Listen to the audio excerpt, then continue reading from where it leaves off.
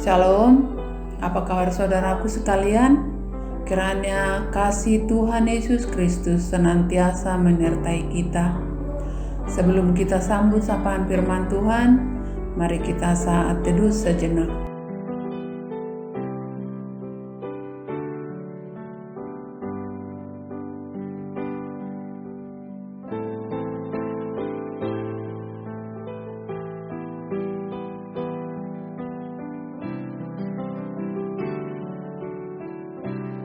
Saudaraku sekalian, firman Tuhan untuk kita hari ini diambil dari Yohanes 8 ayat 12. Demikian dikatakan, maka Yesus berkata pula kepada orang banyak, katanya, Akulah terang dunia. Barang siapa mengikut aku, ia tidak akan berjalan dalam kegelapan, melainkan ia akan mempunyai terang hidup. Akulah terang dunia.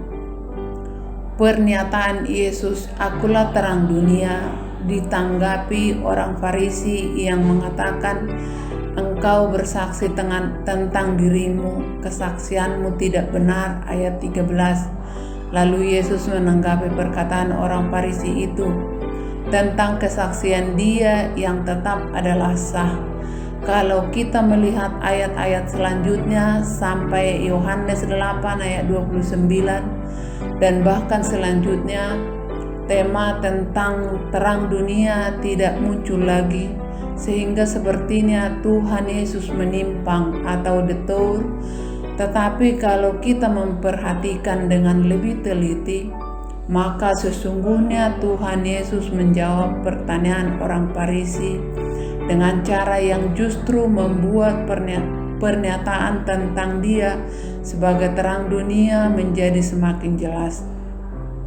Seperti seorang ayah yang bijaksana dengan berbicara dengan anaknya tentang sesuatu yang penting, seringkali anak menanggapi dengan caranya sendiri yang kadang-kadang tidak menyenangkan bagi orang tua. Tetapi orang tua yang bijaksana mengerti kemana arah pertanyaan anaknya, mengerti mengapa anak ini bertanya seperti demikian. Orang tua yang bijaksana biasanya tidak terus memaksa akan apa yang dia katakan, namun mengikuti dan menjawab pertanyaan anak ini dulu. Inilah yang Tuhan Yesus lakukan kepada orang Farisi.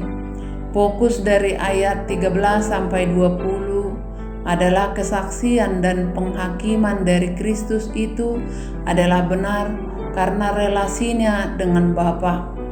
Paling sedikit dari ayat 13 sampai 29 ada 7 kali Yesus mengatakan bahwa dia berasal dari Bapa. Apa yang dia katakan itu atas otoritas dari Bapa, bahwa dia akan kembali ke Bapa, bahwa dia tidak melakukan apapun dari dirinya sendiri. Segala sesuatu yang dia lakukan berasal dari Bapa. Dengan kata lain, otoritas yang Kristus miliki bukan bersumber dari manusia, tetapi bersumber dari relasinya dengan Bapa. Inilah yang Yesus katakan. Relasinya dengan Bapa menjadi dasar bahwa dia adalah terang dunia. Yesus mengatakan dia adalah terang dunia karena dia berasal dari Bapa. Dia adalah terang dunia karena dia berbicara bagi Bapa. Dia akan pergi ke Bapa dan dia adalah satu dengan Allah Bapa itu sendiri. Tanpa dia berasal dari Bapa, dia tidak mungkin bisa menyatakan akulah terang dunia.